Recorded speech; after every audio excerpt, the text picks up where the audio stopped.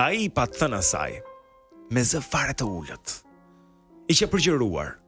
Mos bëj zhurmë, të lutem, magnetofoni po regjistron nga radioja, mos nxish zë. Ti e di që unë kam merak, po regjistroj mbretin Artur të Parselit, një gjë e mrekullueshme, një kryevepër.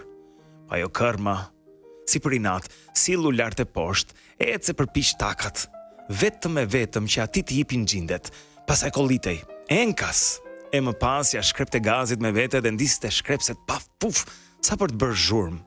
E ndërkaq Parseli, Mozarti, Bahu, Palestrina, mjeshtrit e muzikës së përkryer qellore shkonin dëm.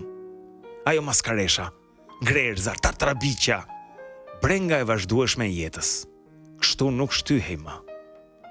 Tani pas kaq vitesh, ai ka vënë re, e po dëgjon atë të shkretin shirit.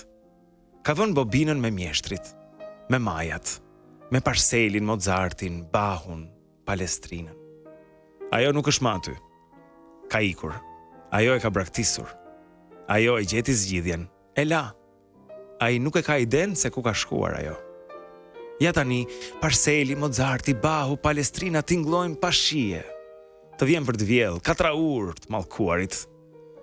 Ja ai trokti lart e poshtë, ja trokitja e takave, të qeshurat, e dyta sidomos, ja kruajtja e fytit, kolla.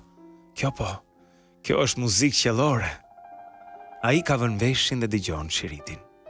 Në dritën e abazhurit është ulur dhe dëgjon, si i ngurosur në koltuk. Ka të ndisur keq e më keq, ai dëgjon. Pa lëvizur as te muskujt më të vegjël të gjymtyrëve të tij, ai rri me veshin nga magnetofoni. Ja zhurmat, ja pëshpëshet, ja kolla.